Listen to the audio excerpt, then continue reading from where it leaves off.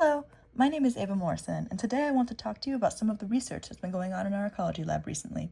We've been looking at eastern gray squirrels lately, with the goal of identifying whether or not they are afraid of humans on Georgia Tech's campus. To spice up the presentation a bit, I'm going to include photos from the Wildlife Rehab Center I've been volunteering at of the many animals that depend on squirrels in the ecosystem. So, why is this important? It's well known by now that urbanization is increasing rapidly, meaning that the land area and habitat devoted to cities is getting larger and larger every year. This means that more and more animals must learn to live in urban environments, and they are significantly more likely to interact with humans. We're conducting this study to see how these interactions affect animals in urban areas to better understand how to help and protect them. We chose to observe squirrels because they're extremely common in the southeast US, and they also play a critical role in many forest ecosystems. Here I have some photos of the baby squirrels we have at Aware. These little guys are mostly orphans, and they will be formula fed at the center until they're old enough to be released back into the wild. This study relates to 3 of the UN Sustainable Development Goals: climate action, sustainable cities and communities, and life on land.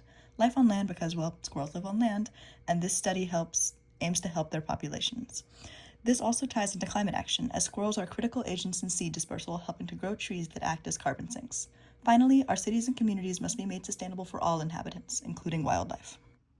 The main research question we wanted to answer was how the presence of humans affects the level of vigilance in squirrels on the Georgia Tech campus. Before developing a hypothesis, we looked at some previous research on the topic. One study found that American crows are more vigilant when humans are present, so it seemed reasonable to assume that squirrels could be as well. Another study found that urban colonizers often rely on humans for food, but a third study suggested that interactions with humans could be models of the type of predation. Based on this information, we hypothesized that as the number of humans within 30 meters, or about 100 feet, of the focal squirrel increases, the proportion of vigilance behavior to other behaviors will also increase. Our experiment included the independent variable as number of humans and the dependent variable as percent vigilance. The first thing we had to do was conduct our observations. The entire lab of about 25 people took weekly observations between August and November. Each student had a unique observation site and time that they returned to each week for data consistency. This was one of our controls. We also allowed for a 5-minute acclimation period before recording to let squirrels adjust to the human observer present at the site.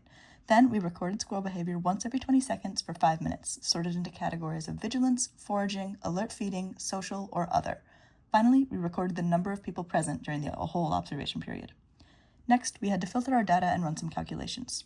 All of our data was compiled in R, where we filtered out any observations where no squirrel was observed. This way, we would only be looking at relevant data. We then removed all observations where a dog or cat was present, because predators nearby might affect how vigilant a squirrel is. For each squirrel, we calculated percent vigilance, or the ratio of vigilance behavior to normal behavior. To do this, we simply took a count of vigilance behaviors observed and divided that number by the count of total behaviors observed. Finally, we compiled all our data into a scatter plot, then conducted a linear regression to add a line of best fit and see whether our results were statistically significant. A linear regression is a statistical test that shows the relationship between two variables, so a steeper slope means a stronger relationship. We also get something called a p-value from this test. It shows the likelihood that the relationship is due to chance. To prove that a relationship exists, we are looking for a p-value less than 0.05. Here you can see the scatter plot generated of our results. Each dot represents a single squirrel, and the line represents the overall trend calculated by the linear regression.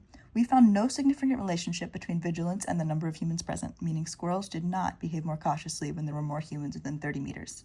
As you can see, the slope is extremely flat and slightly negative, so it is extremely unlikely that a positive relationship exists. Our p-value was 0.7607, meaning that there is a very high possibility that any relationship observed is due to chance. Some potential sources of error include mischaracterization of squirrel behavior, as observations were conducted by amateur students, and incorrect data entry, but neither are likely to have a significant impact on our results. This means that what we've recorded is likely reflective of the actual ecological scenario. Our data suggests that squirrels exhibit no fear of humans in urban areas like the Georgia Tech campus. This is likely because they've become habituated to human presence and recognize that they are not direct predators. This trend is alarming because interaction with humans can be dangerous for squirrel populations. Not only is there a risk of direct harm, for instance from roadways or hunters, but one study found that dependence on human food sources decreases their problem-solving ability and the chance of thriving independently. This is especially important because things that harm the squirrel population have cascading effects throughout the ecosystem. Animals that depend on squirrels for food suffer when the squirrel populations do, so any changes in squirrel behavior could cause unforeseen impacts to the ecological health of those communities. These results unfortunately raise more questions than answers, and future research is needed in this area.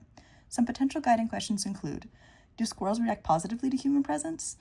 Does the trend vary in urban versus rural areas? Has the trend decreased over time?